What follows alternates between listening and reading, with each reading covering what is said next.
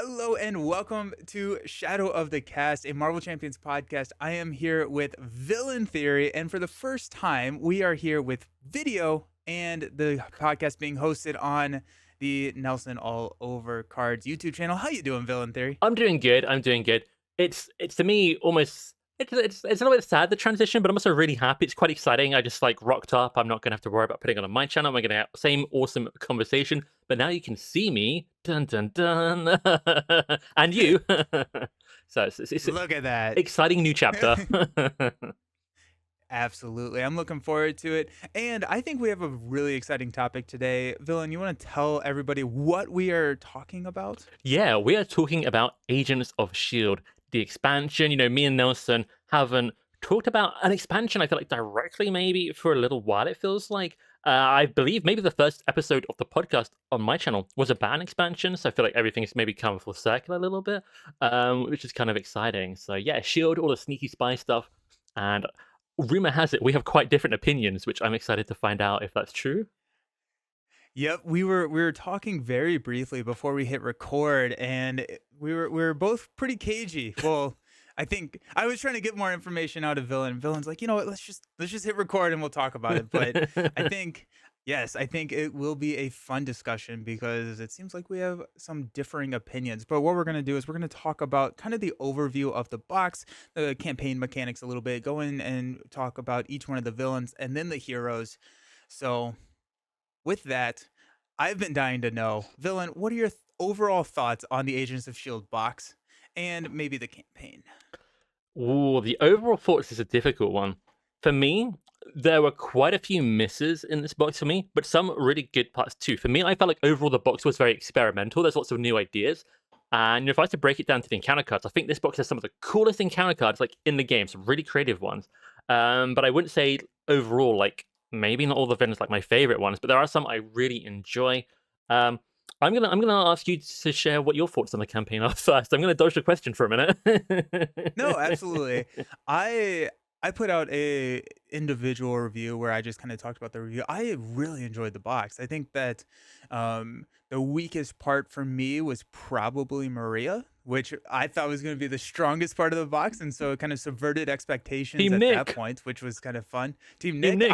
I am Team Nick. I think Nick is a really exciting character to play and pilot, whereas Maria kind of fell a little flat for me just because of how incredibly powerful she is.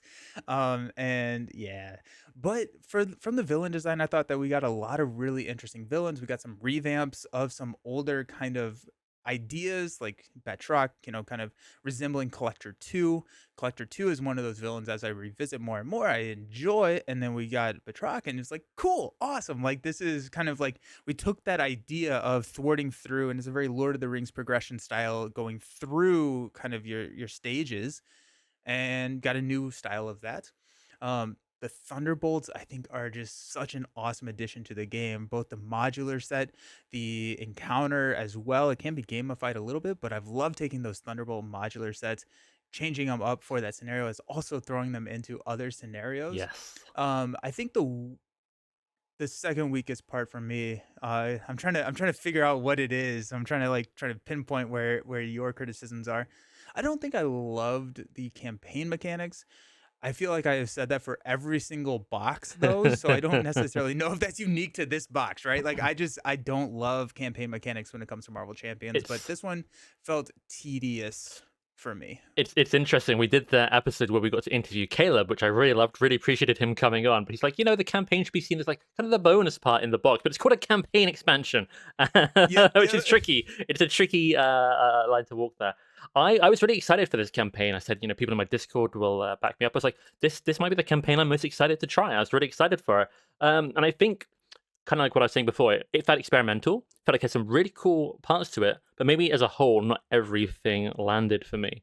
Because I love the idea of getting these. You get like evidence. I don't know if we can explain it more in detail, but you get this evidence, and it says, oh, you can do this downside to get like this card in your deck, and and this other downside to get it then into your hand at the start. And I was like, oh, that's so much choice, and I can go halfway or do the whole thing and get all these different cards and mix it up.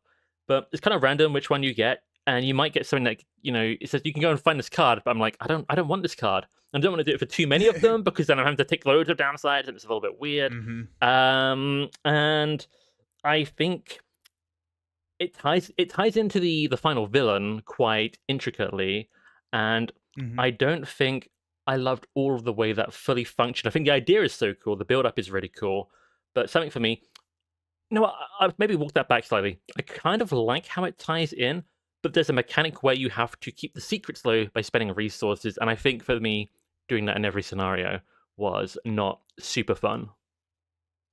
Okay, no, I I agree with that criticism where it feels like the Shield executive board being in every single scenario did feel a little weird. I will say that I've played each of these villains standalone significantly more than I played through the Oh campaign, yeah. and so like I kind of forgot that those were in every single scenario. Hmm. I also think that if you lose one of those board members like in game one, that is absolutely detrimental for the rest of the campaign because they never flip back over, and that's just absolutely brutal. And then if it's the one, if it is the mole, you lose the campaign on turn one of game one, and that can feel a little swingy. I know I played a Zemo standalone game in Con of Heroes, and we drew all three of the place counter cards Oh as either yeah. boost or encounter cards in turn one, and we lost two of them on turn. We just scooped and started over, and so like I think that that can be a little swingy, especially in expert mode where you're starting with Yes. higher threat. They flip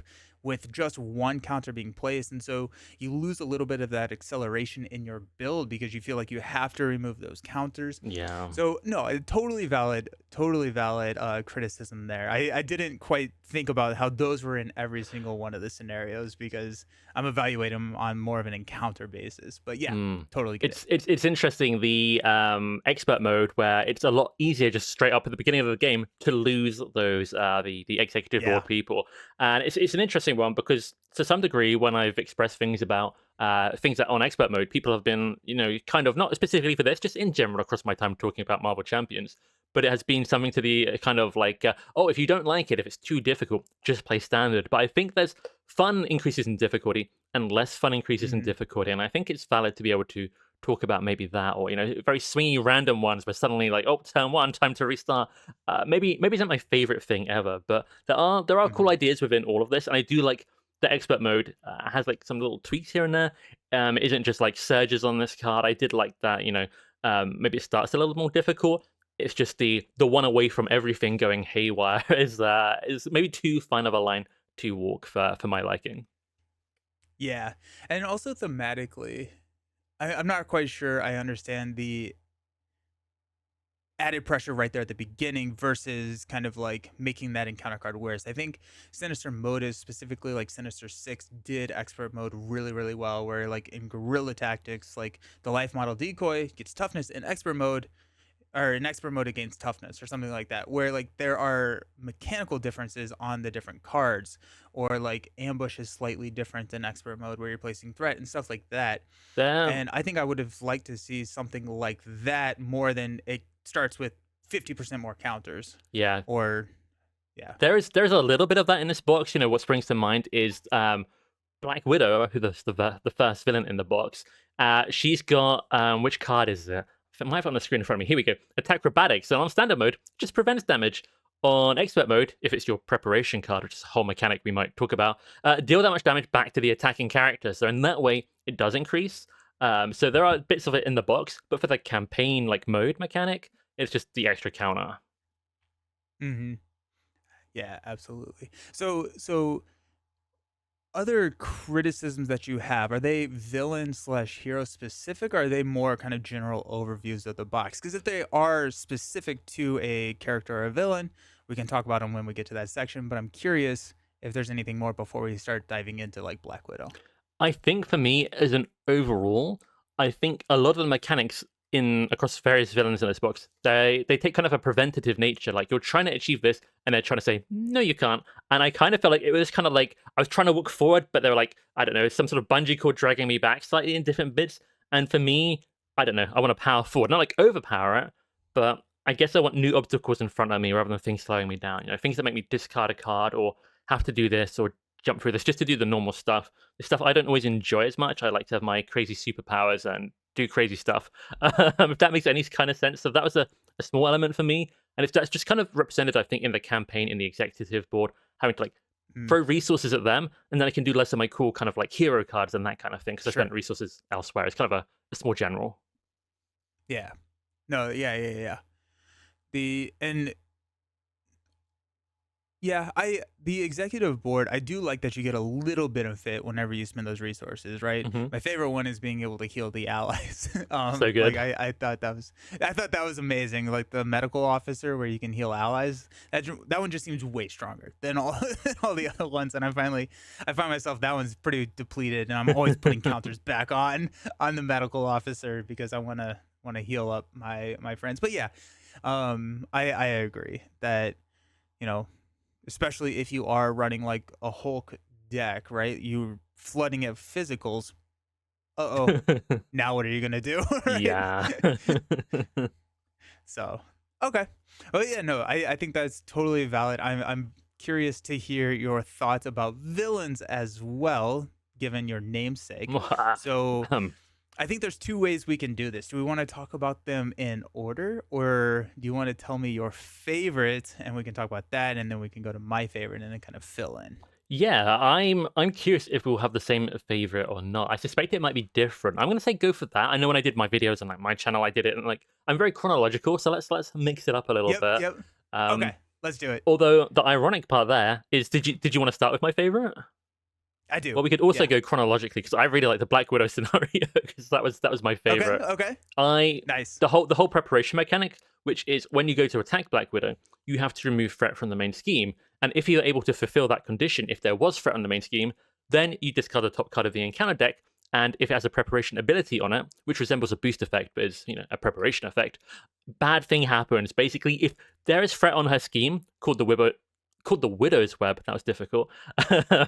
If there is threat on her web, if she has a web sort of set up, if she is kind of lured you into the trap, there is a chance that every time you attack her, you might fall into that trap. And that for me was like thematically perfect. It is kind of a perfect mirror of the hero version of Black Widow. I loved everything about it. I didn't think it was too punishing because ultimately, if I'm choosing to attack Black Widow, I've made that choice. And as I started to learn that scenario, you start to learn what are the things that could go wrong. Am I prepared for the worst case in this moment? It's kind of a real risk reward that I felt like had some real interaction that I really really liked. Yeah.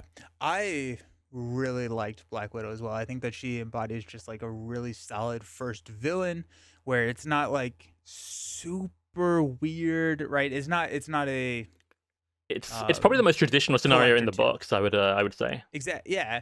And that's the formula that I typically come to expect from these boxes, where that first villain is less weird when it comes to villain mechanics, and it's one of those that's going to be pretty easy to pick up and just play.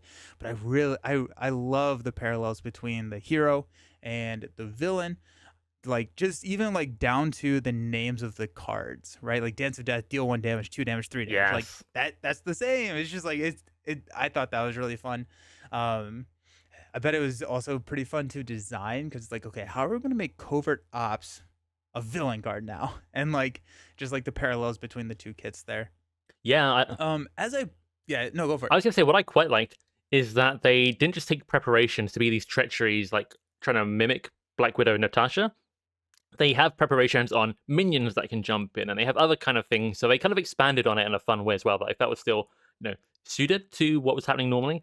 And they even changed like grappling hook to, you know, be an attachment, not an upgrade. Just like the way they converted everything and then expanded on it. I guess is what I'm trying to say. Yeah, yeah. The more that I play it, the more that I realize that I think Black Widow is also my favorite scenario in the box. Oh, In my initial review, I said Thunderbolts, but I think what I have realized is that I enjoy the modular sets of Thunderbolts more than I enjoy the Citizen V Thunderbolt scenario. And so like the if I'm thinking about just the encounter set and looking at that villain and the villain cards, it's probably Black Widow's my favorite. But if I get to like consider all the modular sets and what the rest of kind of the package brought to the game, it's probably the Thunderbolts, where I'm going to be playing Black Widow way more than I'm going to be playing Citizen V. Yeah, I think that's a really good way to put it. I absolutely love the Thunderbolt modular set, so I hope we can talk about that in a little bit more detail. Oh, But we will. Don't you but worry about that. I really thought the scenario was like your favorite. So that's really interesting to hear because wasn't my favorite. Black Widow is reigning supreme right now, which is very timely given a certain movie. Just throwing it out there. So yeah, I definitely huge fan. I think this is a scenario I will come back to a lot. And I kind of hope the preparation mechanic, or at least changing boost effects to be something different that can trigger in a hmm different way. I would love to see that return. I think it was really good. Yeah, that movie being Mission Impossible, right? The new Absolutely. Mission. Yeah, okay. I thought so. We as the recording of this episode, the Survivor finale was last night, and I do like a Survivor watch party every week. And dude, they played the trailer to Mission Impossible, I think like 15 times. It Wow. got so, and now I'm promoting it here on the podcast, and I kind of hate myself for that. But like, I got so done with it by the end of the night. Anyways, that's a side tangent. Um, yeah, I also would like to see the mechanic of keep threat at 0 to avoid that effect. I like that mechanic a lot because now, like, there is some like benefit to thwarting that down to 0 outside of just kind of like, I don't need to thwart it this round. hmm If I attack Black Widow, something bad could happen. And more often than not, I find that something bad typically does happen. Like, there's a lot of preps in that I deck. I think it's every card of hers, and I think I did the math with the I modular think set at so. some point. Maybe there's okay. There's a couple of the side schemes don't have it, but I think it's almost 50%, maybe just slightly below. Maybe expert cards added in like changed it up, but it's a very significant chance for something to go wrong. So you better be prepared. Yep. Yep. And I, being a very conservative player, very rarely see those preparation cards because I don't like the random, well, I like the randomness as a mechanic, but as a player, I don't want to have to deal with the randomness that a preparation card can induce into the strategy. And so, like, I'm like, thwart, thwart, thwart, thwart. Okay, now 2 damage, thwart, thwart, thwart. And so, like, I find myself being a little bit more conservative when it comes to that. Yeah. But there have been times where I'm like, we have to go. Yes. I have the swinging web kick. I'm not gonna not play the swinging web kick, but I cannot thwart that main. Let's hope and see. And so Yeah. it's a good time. For like my purposes of testing to just get a really well kind of all-rounded experience, I decided we were gonna have Ant-Man leadership, Rogue protection, Gamora that was aggression, and then Iceman justice. Play all these different characters with all these different styles and these different aspects through these things to see what happened. And different characters could keep the threat like different amounts of low or deal with the consequences in different ways. So that was kind of fun. But on expert mode, this scenario was quite like difficult. It definitely sometimes threatens to get you on the threat. She throws a lot of threat onto that Mm. main Like when you knock it to the because third like she. stage, Mm-hmm. it's Yep, crazy. you're throwing a lot there. It goes up by, if you're playing an expert, it goes up by X, where X is the stage number. hmm So expert is going up by 2 per player, then 3 per player. And then like she has additional schemes in there. It doesn't it threats out at 10. And so like if you are playing where you're not resolving these preparations, you're typically starting with like close to 0 at least on the main. And so you're kind of insulated from her scheming out in true solo, just kind of immediately. That is still a threat if you roll down, and I would say even more so if you haven't confused her or anything. But like I feel like 10 is that healthy kind of threshold cap for this, especially when you are kind of over thwarting that scheme a lot of the time, just because it is so detrimental to attack with threat on that scheme. And if you do attack, you get to remove threat. Yes. So like there is kind of that balance as well, which I thought was very much needed. hmm Remove that threat when you attack, so Hulk can still be Hulk. It is really fun that, like, if you zeroed it, okay, you're not getting the prep cards, but now you're not getting a chance to remove threat with no bad thing happening. Of course, a bad thing might happen, but Yep. there's a whole. It's really fun. I love this scenario. Yeah, it's really clever. I was really happy with that. Last thing I want to say on Black Widow is at Con of Heroes, we did a 4-player Black Widow game where each one of us played a different aspect, and then we played it against Black Widow. And so There were so many cards on that table, just everywhere. Just all the preps, just everywhere. We just kind of ignored. We multiverse ruled it. We ignored the unique rule. And then like the protection player was able to get Black Widow onto the table, so we had Nice. like 6 Black Widows on the table. It was Does fun. that mean you can use like your grappling hook to counter their like covert ops? You know, using preparations to cancel preparations in a weird way and stuff like that. That sounds fun. Yeah. Oh my goodness. Okay, so yeah, I think I would, after sitting on it a while, I think that my favorite encounter to play would be Black Widow in this box. Hmm. Whereas previously I had said that it was that Thunderbolt scenario, but taking a step back, using those Thunderbolts in other encounters, I would go ahead and say that that's more of a what it brought to the game is what I like. But let's go ahead and transition in talking about the Thunderbolts, where these are some big minions, and the whole premise of the Thunderbolt scenario is you choose a modular set plus the number of players modular sets. I said that so incredibly poorly. Uh, so one more than the number of players modular sets with one of these elite Thunderbolt minions. Those Thunderbolt minions act as a pseudo villain for the scenario, and they're kind of popping in and out. And then Citizen V, it's Citizen V for victory, and it's Mach 4 for 4. So confusing. It is. It is.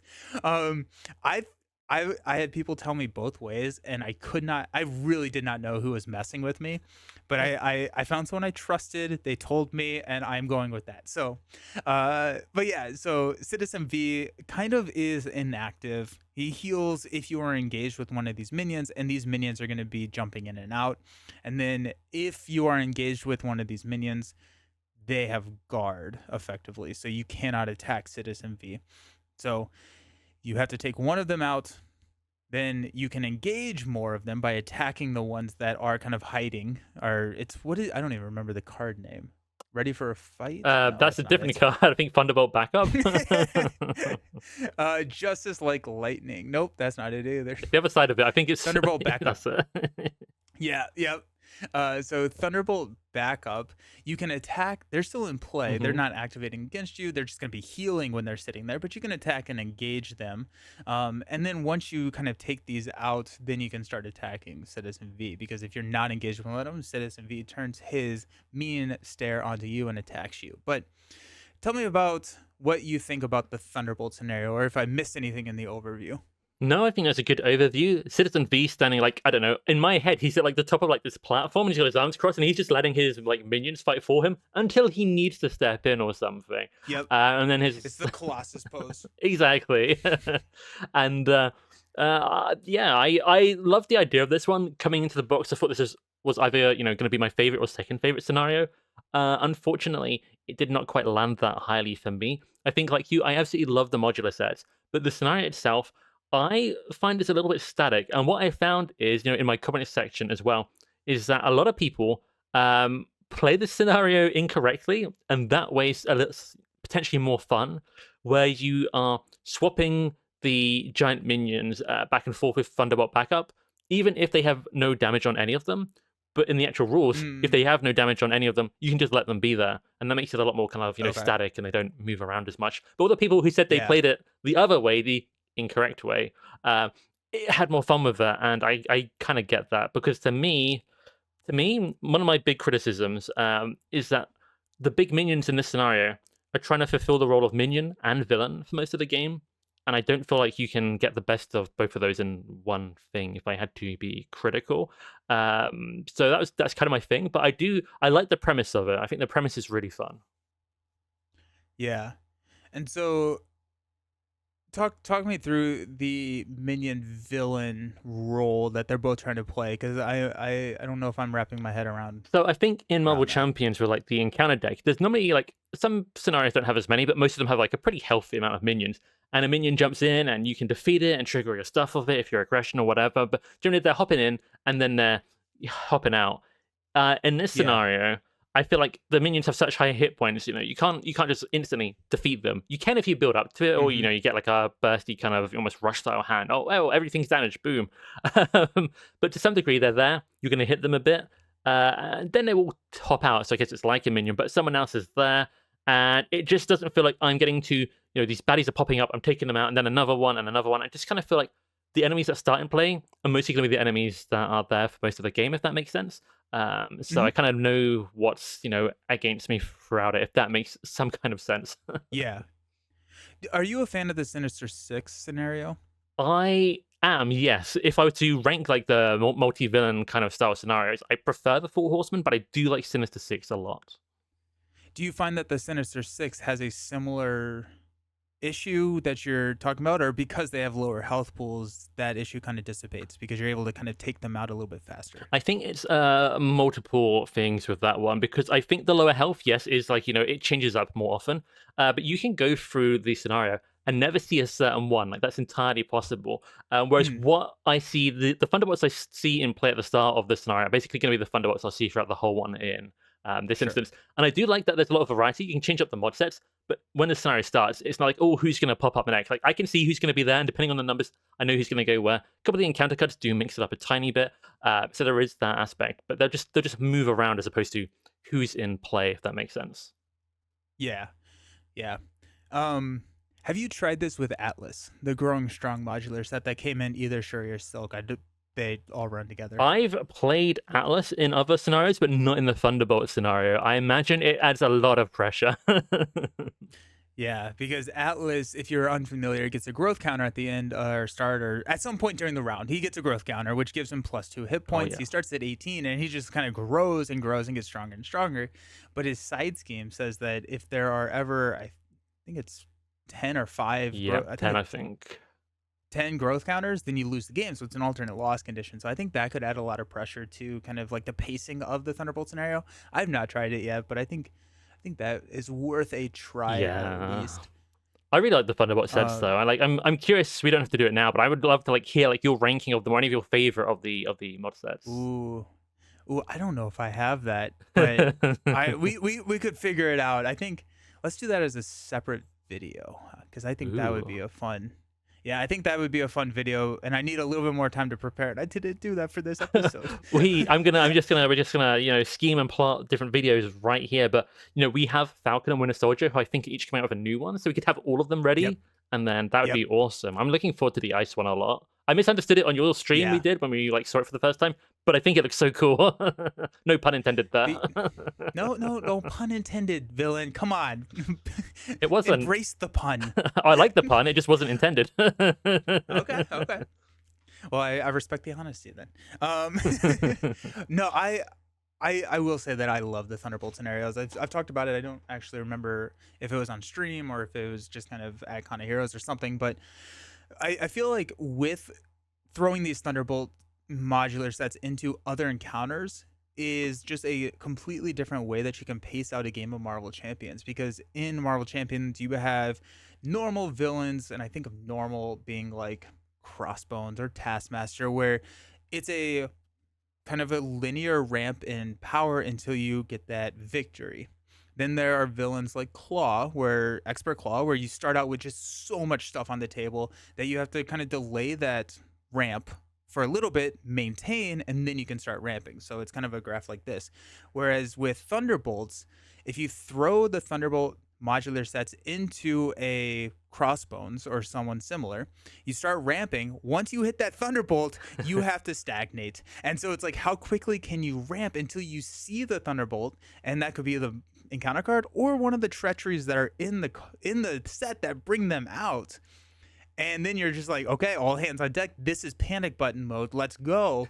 Take it out. And then once you take it out, because they go to the victory display, they're out of the game, you can start ramping again. And so it really changes the pacing of a lot of older scenarios. And I've loved that. I have loved the encounter sets. I thought that they would be encounter sets that would be, like those challenge sets that, you'd only throw in if you're testing the high tier decks. And I don't necessarily think that that is true. They are absolutely a step up. They are challenging, but it's not like overly challenging where it's not an enjoyable experience. Yeah, I think that's a really interesting way to put it. I mean, maybe we could put it as something like, yeah, I mean, it could be really good to test like high end, super powerful decks and heroes, but it could be that they're a way to boost up villains that maybe without these are a little bit quick to go through or lack a few teeth, and then these come out and really like boost them up.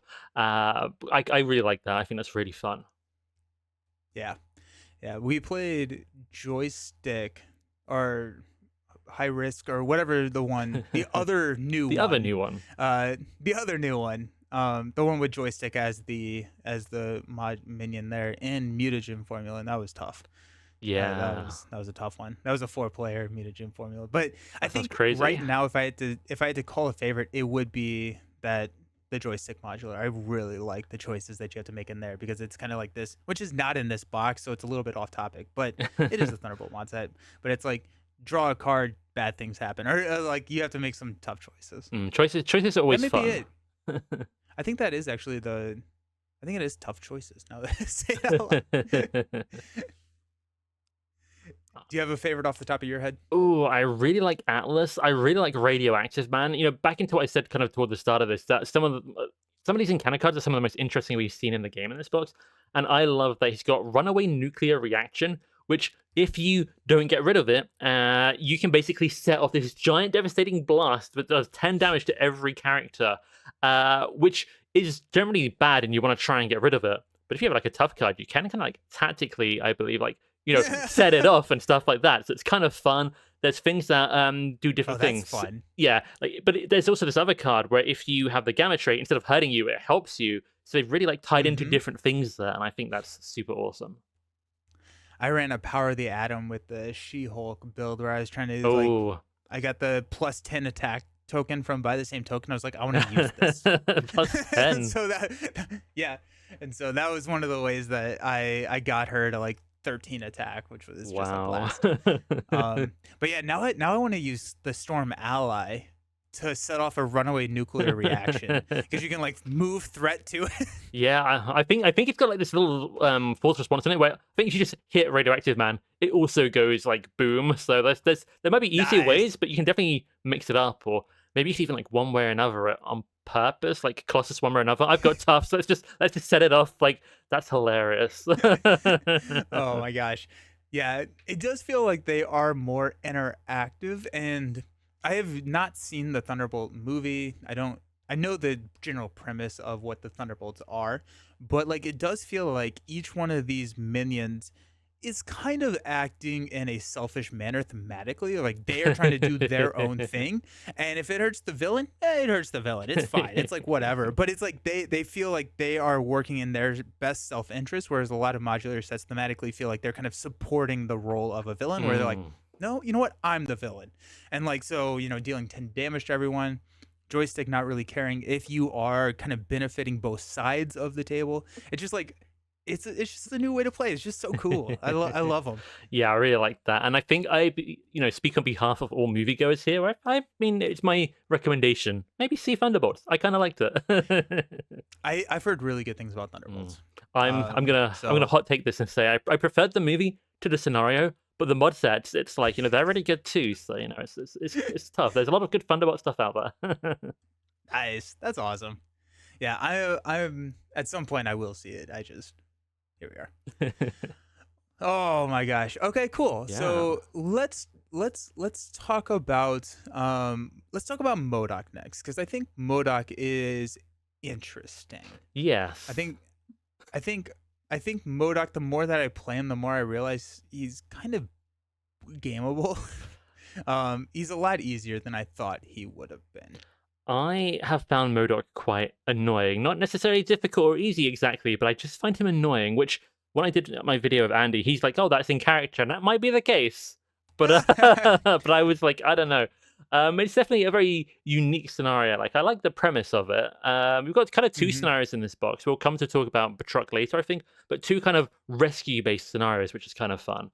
I'm going to be like a broken record here. I'm just going to shout out, you kind of, one of the ways to win is, well, the way to win is to remove lock counters, but one of the ways to do that is to spend resources. And I don't just like throwing resources at something. I want my hero to do this awesome swinging web kick or something, and that's going to do the thing that kind of wins me the game. So I didn't like the spending to free people kind of mechanic.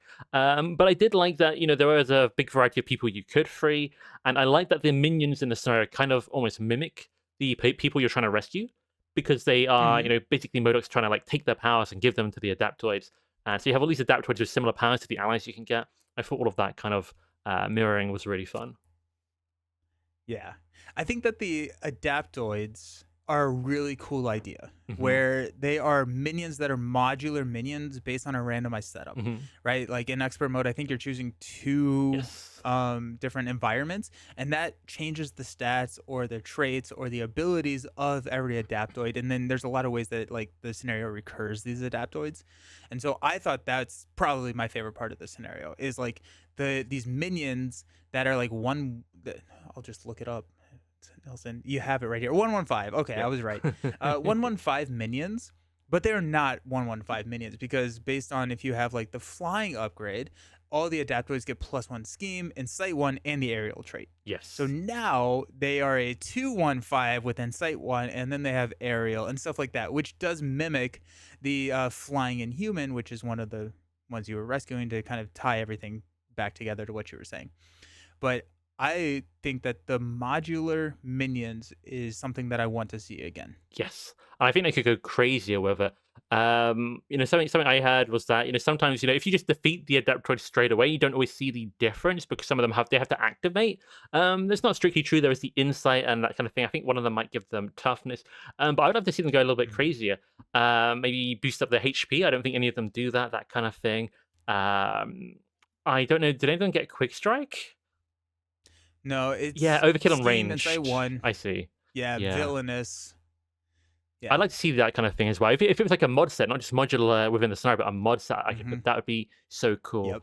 And now I'm just going to Yep. completely like crazy speculation off topic, but what if there were mod sets to modular, change up another mod set? What if there's like these adaptoids with a mod set and I had different kind of upgrades I could have and choose? And I don't know, I'm going Yep. crazy, but Yep. I like that. And what I really like about the adaptoids, just to add on to that, when defeated, they remove an all-purpose counter from an environment. This could help you in the campaign mode to take some of these secret counters off the shady executive board, or you can use it to take off a lock counter. And that kind of choice and different thing, and defeat the minion progresses the win condition. It doesn't just Mhm. control the board. That is really fun. Mhm. I want to see that as well again. Yep. Or Pursuit by the Past. You can Oh remove yeah. those counters from Pursuit by the Past, which somebody on stream called that. I was like, "Oh my gosh, that saves me like a lot. Like, let's do that." Like, and so pull those out, and then like I think there's even a strategy like with Valkyrie, Thor, like minion summoning stuff to pull them out to kill them to remove counters from Pursuit by or like from the holding cells and That's everything. so cool. Um, I think I see a lot of DNA from Mr. Sinister in this scenario with the adaptoids, right? Mr. Mm. Sinister being one of other Tony's designs where you get those like the super strength, psionic and flying, Yes, I think flight. are the flight, yeah, as those that modulate the villain.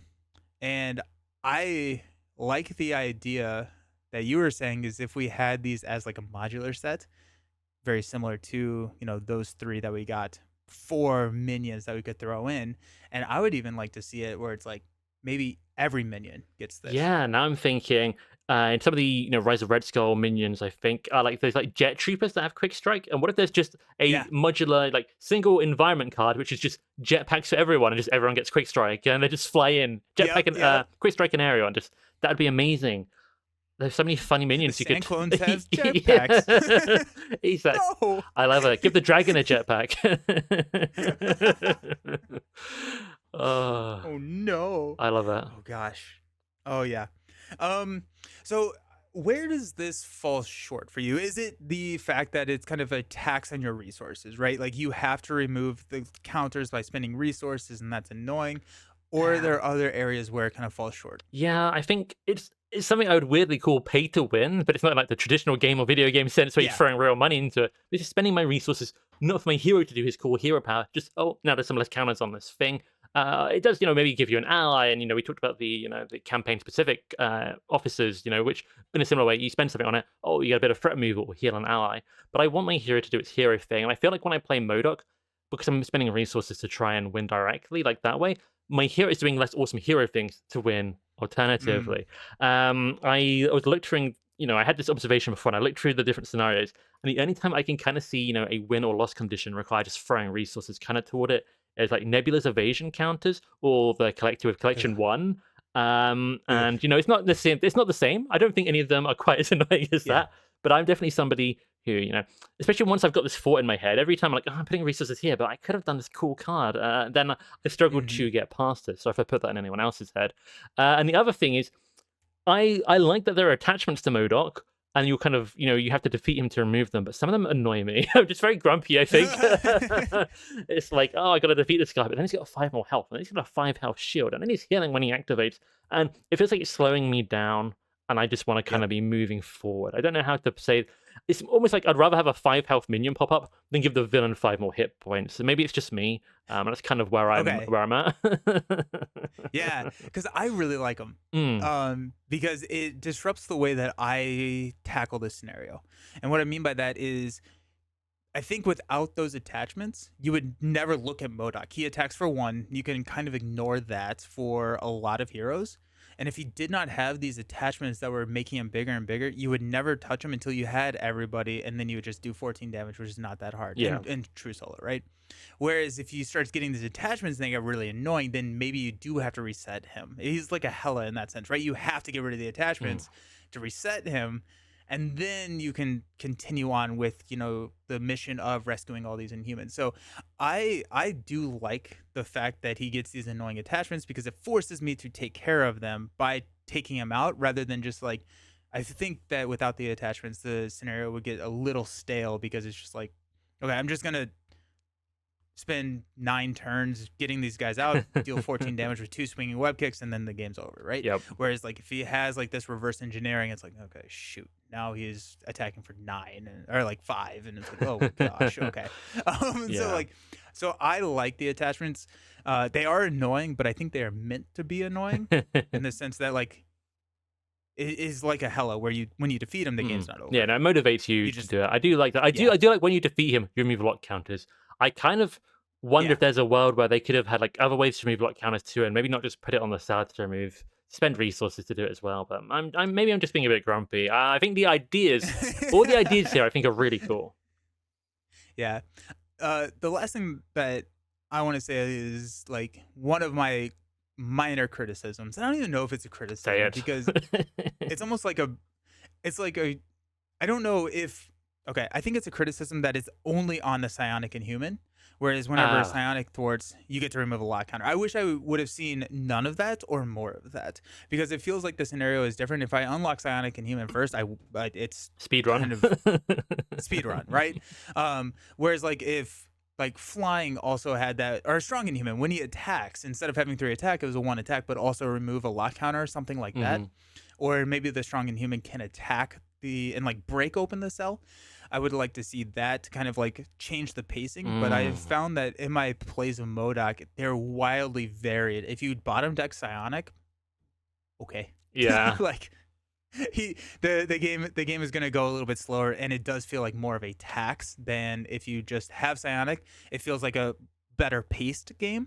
And so like I think I would have rather seen none of that and changed up how we remove those counters or seen at least one more of those in humans with a way to remove counters maybe by like attacking the cells and kind of like physically breaking them open or something like that. Yeah, I mean, I like that idea. I know that the modular at the back of Winter Soldier's pack, it's going to have the attachment which you can deal damage to as if it was a minion to like break somebody out of the ice and break into the holding Yeah, cell, yeah. like that kind of thing. That kind of thing, I'd be very down for. And like the strong and human being good at that would be really fun. Yeah. And like the strong inhuman with 3 attack is pretty cool. I mean like 3 attack toughness, like right, throw that guy into MODOK. But yeah, yeah. I think I enjoy the MODOK scenario. I think that it's what I was just you're thinking, not a I'm fan. not quite as much of a fan, Yeah, but and that's that's fine. totally fine. And I like that we're having this discussion because it's fun to get 2 different sides of it. But yeah, I think that MODOK I thought was going to be a scenario I would play more, but I do think it's going to be more like a Hela scenario, something that I really enjoy, but it's not in that like normal rotation because Yeah. it is a different type of scenario. It's a little weird, like Hela, and those are fun to revisit every once in a while, but it's not something that I'm going to bring to like a weekly meetup night. Yeah, I think that's a good way of putting it. I think a lot of the scenarios in this box are trying to make the game do things differently than the game kind of wants to. Mm, It's not just, oh, you're in a showdown against a villain, hit the villain until you win kind of thing. You've got a different kind of win condition with the holding cells and that kind of thing. Like Thunderbolts is a bit different how you have to work through people as well. Mhm. And to me, it just feels like experimenting with different ways to play the game. And this one just didn't land for me, at least perfectly. I think this might be my least favorite in the box. It's just Okay. for me, since I finished playing it, like for my like testing, like just to talk about it, I haven't felt any compulsion to go back to it. Whereas like Black Widow is calling me. It's like this is fun. This Yeah. is still different with the preparations, but MODOK, I just like yeah maybe another time. Every time I open up the box. Sure. I guess like one question before we move on to our fourth villain. Do you like the fact that they are experimenting with new villains? Would you rather a box be more straightforward villains, or was there too much experimenting in this box? Or talk me through kind of your thoughts around that. Oh, Because that's I don't necessarily think that I don't want them to not experiment with villains. yeah, it's tricky because I want them to experiment, but I also, if you look at my most played villains and like maybe my most enjoyed one here, it's like more normal. I feel like I Hmm. like normal with a twist, and I think maybe if you Okay. stray too far from that, it can be really fun, but it's less likely to. And it's like I want to enjoy the villains I'm fighting, somewhat Yeah. consistently. So it's somewhere maybe somewhere in the middle. Maybe like you were saying, maybe there's just a little bit too much here. Maybe if one or two of the villains played it a bit safer, I'd actually enjoy them more. That sounds boring. Oh, it's just same old. But I think they can still be unique, but not so Yeah. different. Maybe I'm weird. It's very difficult. It's kind of like I want them to be crazy experimental, but I also want to really like it every time, and I don't think that's realistic. Yep. Well, Yep. so I'm not sure. I do think that the crazy experimental and really like it all the time has been done specifically in like the Mojo, Mojo. yeah, that one landed Yeah. really Right. well. Like very, very solid. All the villains are wildly different than what I would call a normal villain. Yes, And they're all really, really cool. And so, like, I like the fact that, the design team is kind of looking at trying crazy things. And I think what we've seen with like MODOK feels very much like similar to a Hella. We've got Batroc feels Collector 2. Like, we have these things that feel similar. They're shadows of the past. Oh, he said it. what? Um, but they do have kind of that DNA, and I feel like I like the fact that they have shown that they are willing to take that DNA and reiterate and try it again. Yeah. No, I agree. I definitely like the iteration. Like I feel like if they took some of the ideas here, did them once or twice again, like change it up a bit. But Yeah. I feel like it would get better and better.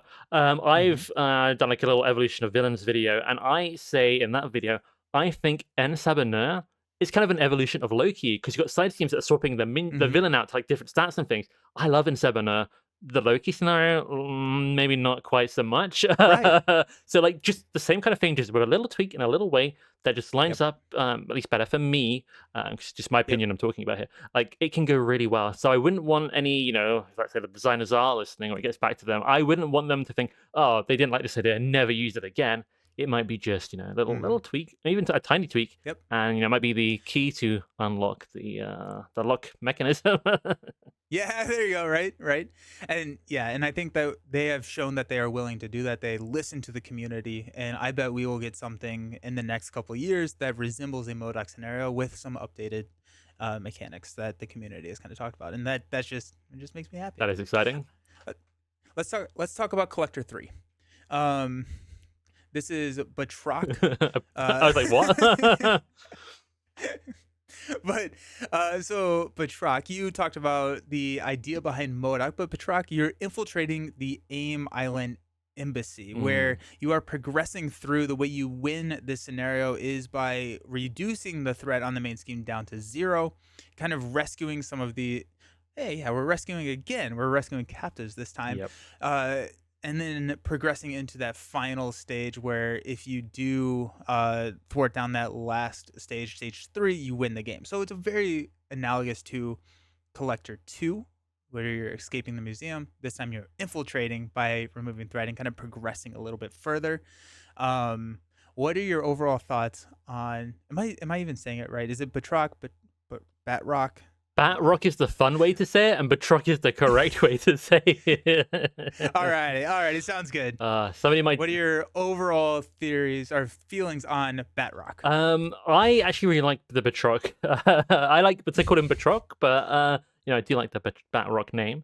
But I like that it's a stealth scenario. That's kind of the essence here. You're trying to sneak around, not get attacked, not have the cameras notice you, not have anyone find the guards knocked out.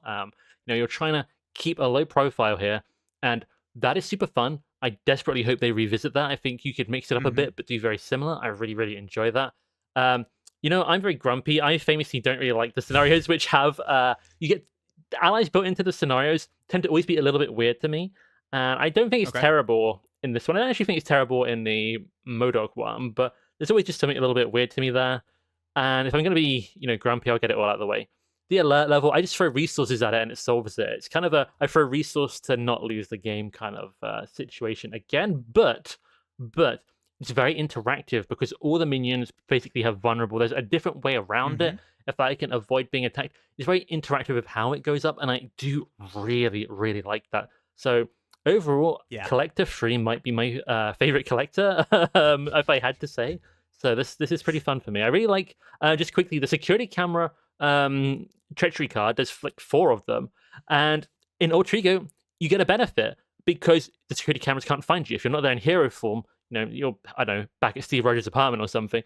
What are the security cameras going to see? Everything's clear. If you're Nick in stealth form, it's a little bit different. But for the most part, it works really well, like thematically, and I love the creativity in these encounter cards.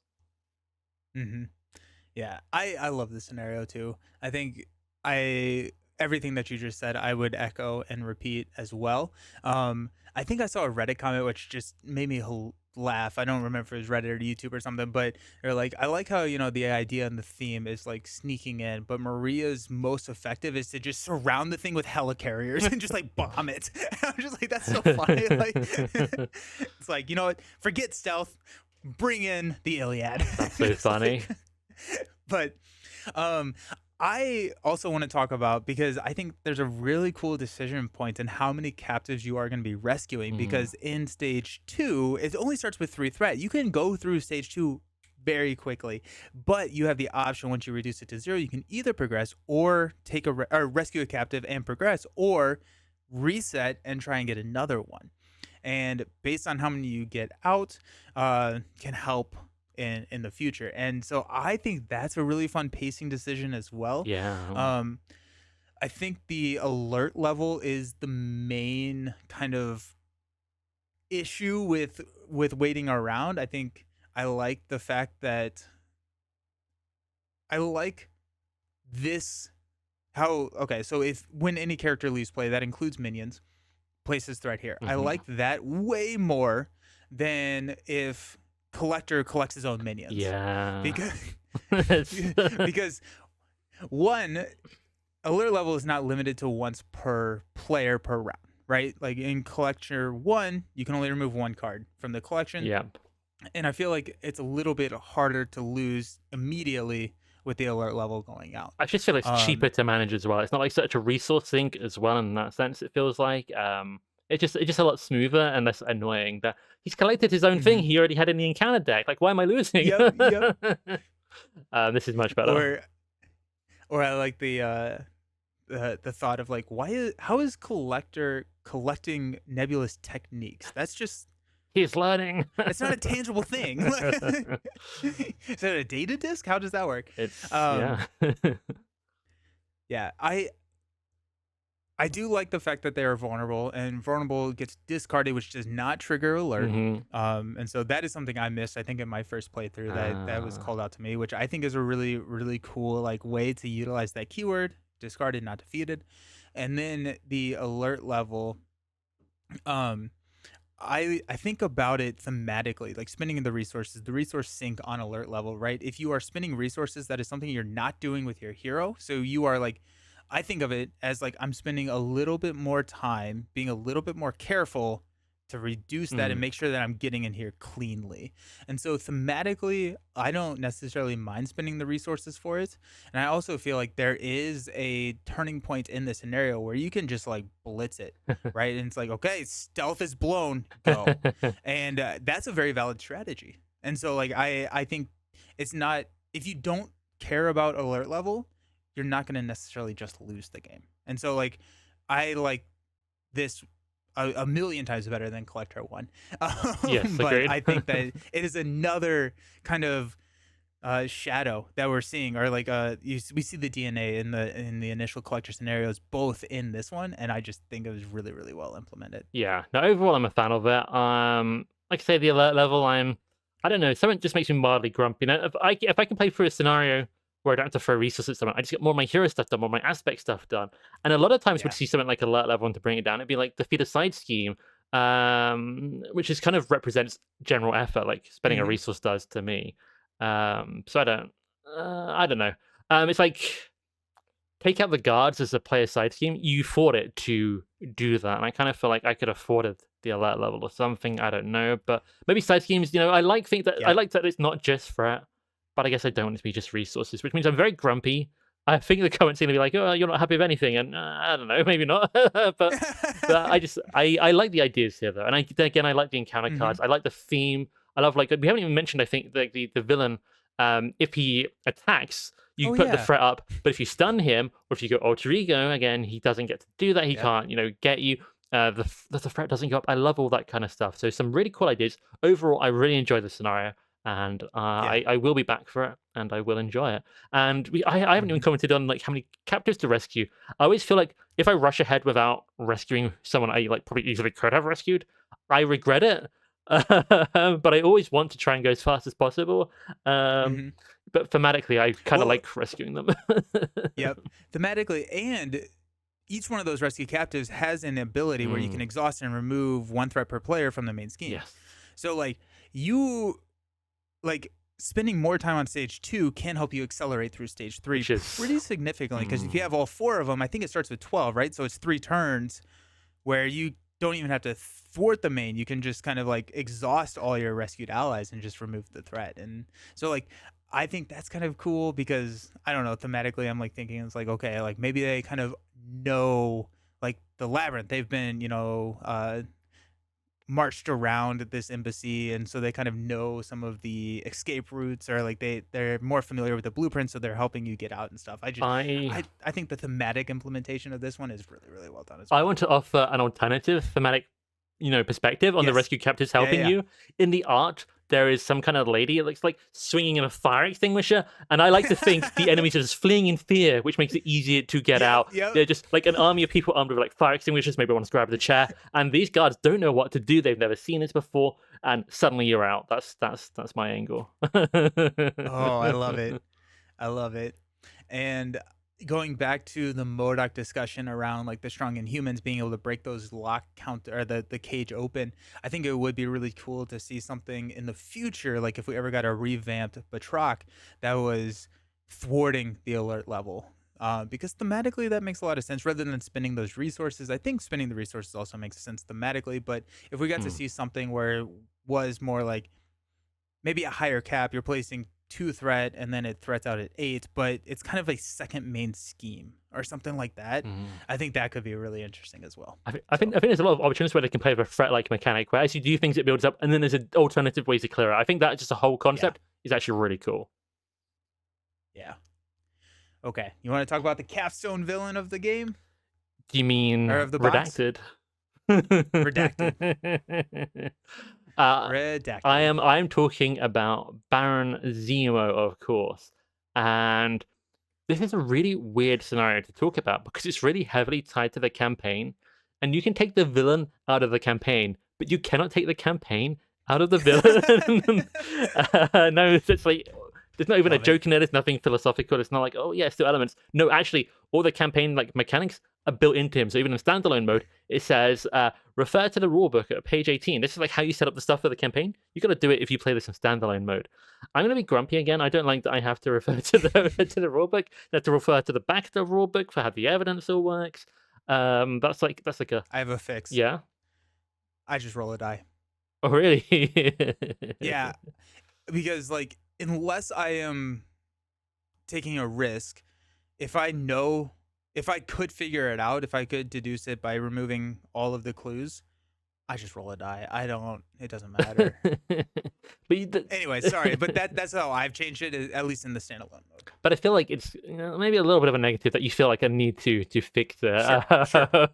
But Sure. yeah, but I mean, I think again the idea here is good. And I feel like if Marvel Champions was a video game and it's kind of automatically done for you, it would maybe Mhm. work a lot better. But I'm very grumpy about it. I sleeved up the evidence cards and they don't fit in the little envelope. I'm very grumpy about it. But I do like the envelope, so But this scenario is really weird. Like you start off punching him, and if you like you'll if you get that helps you take off secret counters from the board members who are always here, and that lets you get evidence clues, which starts to let you figure out who the mole is.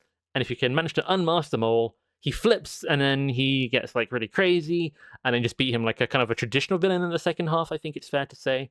And I have a love-hate relationship here because I don't really love the executive board. I don't love like paying to remove counters, Mhm. but on the flip side, a lot of his encounter cards give you alternative ways to remove the counters, which I really, really, really like. And a lot of creative cards here as well. I mean, maybe you can tell us a bit about Reluctant Foe when we get there, but there's some really, Yeah. really cool stuff. I kind of feel like, here's my hot take, if they decided that the campaign mechanic wasn't like, I don't know, for the campaign, it was just for Baron Zemo, and instead of just paying to remove these counters, it was all interaction with the scenario back and forth. That might Mm. be something I would have enjoyed slightly more. I don't know how easy that is to do. Maybe I'm just grumpy, but a lot of really cool stuff here, even if I'm grumpy about certain other stuff. Sure. Sure. Yeah, I think Zemo is the most interesting to me when it comes to my feelings around it, right? Because like I want to like it. I think I like it, but I'm not sure if I like kind of like one of those like weird like it depends on the day almost. But Gotcha. I think I like the big swing. I think it's I if nothing else I applaud and I'm happy that it is different. It is Mm. weird because you get to choose when you make that accusation. On stage 1, whenever you end the round, I'm just going to read it because it's weird. Okay, so after the player phase ends, the first player can place 2 secret counters on a board member environment. Those are the ones that we've been playing with all campaign. They are required in this scenario. That has no secret counters on it to gain 2 cards from the shield envelope. 1 card instead in campaign mode. So through campaign, you've been gathering evidence throughout this shield envelope, and you're trying to deduce what the 3 cards left over that are in the aim envelope. That will tell you who the mole is in the secret environment. So if you're not playing campaign, you're removing 2.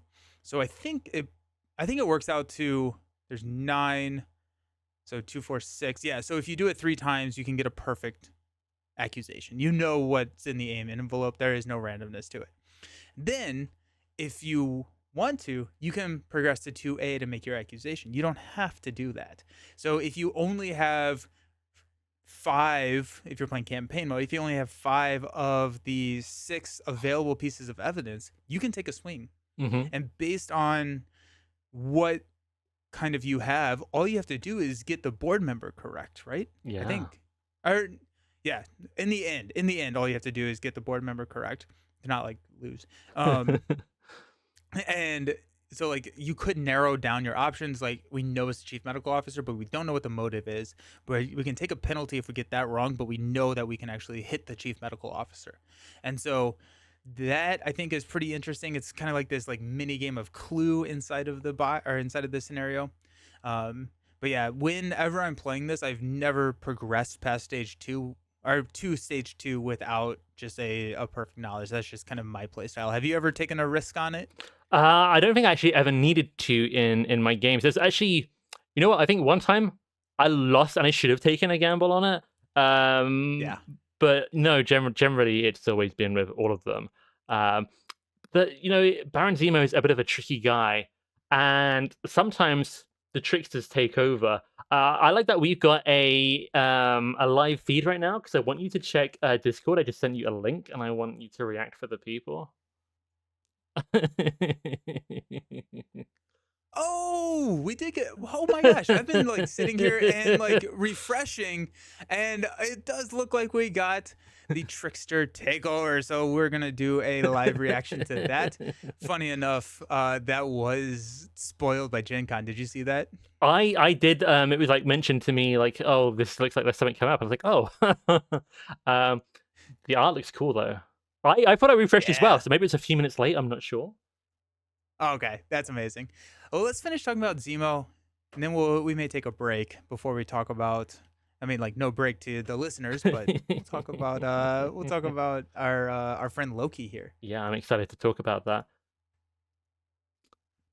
Zemo's kind of weird. Like, I really like that you're like fighting shield agents within that scenario. It's really fun to have that. That's very like reminiscent of some like the good guys kind of turn against you. There's different things. There's also like reluctant foe, which I might just talk about. I might just talk about it. How about that? Yeah, do it. This is my favorite attachment slash encounter card. I think in the game, maybe it's up there. It's gonna be like top 5. So when you pull this card, it says, when revealed, search your collection for a hero whose title does not match a character in play, and put it into play engage with you. Attach this card to it. Treat attached hero as an elite minion with scheme equal to its printed blah blah blah. Basically, the hero becomes a villainous minion against you. You go and pick a hero, and oh, suddenly the Hulk's trying to fight you. Hulk's a bad example. Do not choose the Hulk. He's got a lot of health. No, choose the Hulk. Choose Quicksilver. Hulk. Choose Quicksilver with 1 attack and 9 health. But basically, a hero of your choosing, although it's quite fun to randomize, comes out against you, and you take them out like almost like a giant Thunderbolt, or like just a big minion. And it's super fun that this hero doesn't really want to fight you, but they've been called in by Shield, and now they're trying to come on, stop, and boom, take them out, or ignore them, or I think on principle, I think I've always defeated them. One time I was like hoping we would ignore it. I think I got like Vision with 0 attack. My partner was like in a 2-player game, and she's like, boom, knock him out. I'm like, okay, don't tell Boom Guy. We did. Yep. So it's so fun to have like heroes pop in as a minion. I thought that was super fun. I love that too. I do find that I always grab, Miss Marvel or Quicksilver or someone who is that 119, just kind of a little bit easier to take. Yeah. But I do want to try it where you do randomize it, right? Like you just go to a randomizer. Who are we taking on? Okay, She-Hulk. That's kind of fun.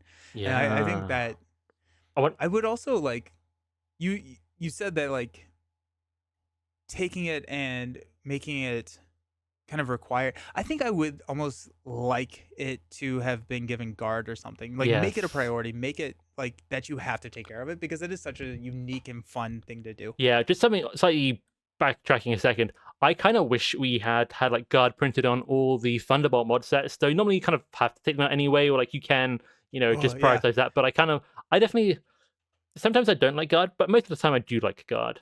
So I think that's cool. Like that in this case with reluctant foe, the hero's really standing in your way, and the hero's not going to let you pass. And I think that would be very fitting. But nonetheless, I love this. I love this card so much. I want to see this card in a mod set. I know Andy told me like one of his friends I think was like just putting it in the standard set and just like taking it around with them or something. Oh, that's cool. So fun. Like I'd be down. Put it in expert 3. Let's go. That would be really cool. I like that a lot. Yeah. Is Hulk the worst to grab, or who would be the worst to grab? How do you grab Ironheart? Do you grab stage 1? Oh, that's weird. I've never thought about that. Maybe just grab what stage you want. They're all hero cards, right? Yeah. Or like even like the triple sided cards like Angel. Yeah. Ooh, Angel would be fun because it adds an accelerate, or Archangel adds an acceleration token. Ooh, it blanks it. Does it blank the acceleration thing? I think it might. Oh, lame. I actually did 110%. I feel like I'd have to look that up. In my head canon. You can play it how you like, though. Your cards. That's what I feel like the designers would say. Yeah, I don't know. I think overall for me, Baron Zemo, lots and lots of good ideas. On paper, I feel like it's really good. In actuality, I'm not as keen on it. And I don't know that I'm going to be reaching for him very often. So him and MODOK for me, unfortunately, were my joint lowest villains. That's fair. I think I would see how you would feel about playing him standalone and just like using the dice method without, because it does feel, I like the idea, but it does feel like it takes me out of the game when I have to go and like look at the rule book and do all. I don't know. It's just like, Yeah. I I feel the grumbly, like grumpy old man Yes. energy, like as well when it comes to just that. If I remove that, I think that Baron Zemo is really interesting and like fairly Yeah, oh challenging yeah. final encounter. Like on B2, he's like a 4-2. He's adding secret counter. And you're like, well, 22 health. I'm like, well, this is brute. I don't like this. Make it And stop. when you flip him, he gets that sword, which is like adds +2 to his Oh, attack. yeah. But I like that when you spend to get rid of it, which takes 3 resources of the same type, by the way. It's like crazy. But you don't get to remove a counter, so it's like hard to get rid of, but then it removes a counter. All these little extra ways to remove counters, I do really like. So I don't know. I like a lot of this, and he is tough. When he, flips, it does feel difficult. Mm-hmm. Mm. Mm-hmm. Any any thoughts around any of the additional modular sets? We talked about the Thunderbolt mod sets. Were there any standout mod sets for you outside of those? I am gonna say I love the Thunderbolt mod sets, but the rest of the sort of traditional mod sets a little bit underwhelming for me. I felt there's a lot of cool Same. ideas in there. Like there's abduct superhumans in the aim abduction set, but they end up getting put back in play with you all healed up. I think so it feels a little bit weird when you defeat that side scheme, which kind of like captures them, but then they get put back under your control. I like the aim scientist one, where you have like when you get the soldier, you also get the scientist. So I think that was fun, but like none of this stuff is like blowing me away. Like, wow, this has revolutionized the scenarios I can put these things in, or like maybe they're not like best in slot for what they do, which is very difficult.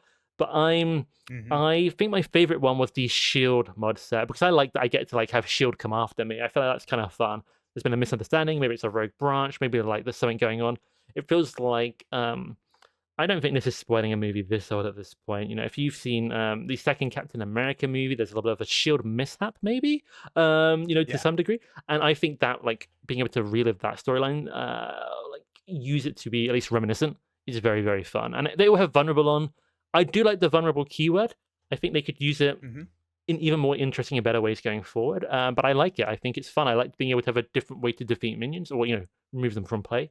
So Shield was a big win for me, but overall, these mod sets fell slightly flat to me. What did you think? Are you a big fan of them, or you? What are you thinking? I I couldn't tell you any of them other than Shield. I like Yeah, and like they're very, I don't know, non-aggressive, not flashy. I think that the villains kind of took over a lot of the flashiness of the box, where they were taking big swings with the villains, and the modular sets felt a little tame. And I'm mm. okay with that, right? Like I like having. I'm looking them up now right now. Like aim abduction, nothing super excited about it, but it is like a good one to just kind of throw into something where you don't want something super exciting to happen.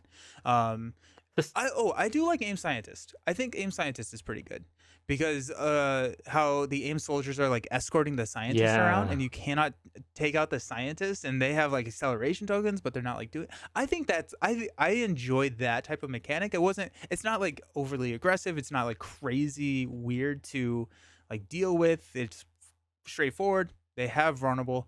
I think that's cool. I like it. They have patrol. It's like a modular set that's full of minions, but is like major threat issues. yeah.